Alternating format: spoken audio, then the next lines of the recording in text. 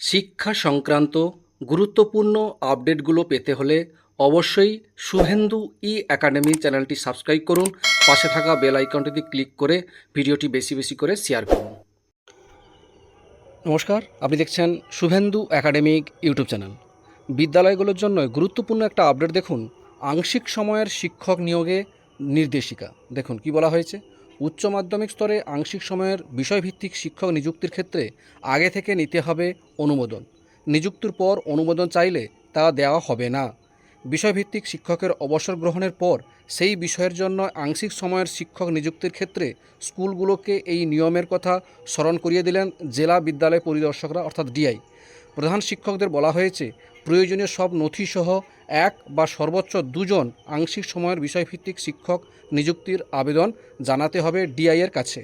তারাই সেই আবেদন বিবেচনা করে নিযুক্তির অনুমোদন দেবেন। সেই অনুমোদন পেলে সংশ্লিষ্ট শিক্ষককে 180 দিনের জন্য নিযুক্ত করতে পারবে স্কুল কর্তৃপক্ষ। অনেক ক্ষেত্রে স্কুলগুলো এই নিয়ম মানছে বলে জানানো হয়েছে জেলা বিদ্যালয় পরিদর্শকের তরফে জারি নির্দেশিকায়। উচ্চ মাধ্যমিক শিক্ষা সংসদের নিয়ম অনুযায়ী উচ্চ মাধ্যমিক স্তরে যে কোনো বিষয় পিছু একজন করে শিক্ষক থাকা বাধ্যতামূলক। স্থায়ী শিক্ষক না থাকলে অনেক ক্ষেত্রেই নর্মাল সেকশনের শিক্ষকরা সেই দায়িত্ব পালন করেন। তাও না থাকলে আংশিক সময়ের শিক্ষক অবসরপ্রাপ্ত শিক্ষকদের নিযুক্ত করা যায়। সেই ধরনের নিযুক্তির ক্ষেত্রেই জেলা বিদ্যালয় পরিদর্শকরা স্মরণ করিয়ে দিচ্ছেন পুরনো নিয়মের কথা। 2024-25 শিক্ষাবর্ষ থেকে চালু হচ্ছে একাদশ শ্রেণীতে সেমিস্টার ব্যবস্থা।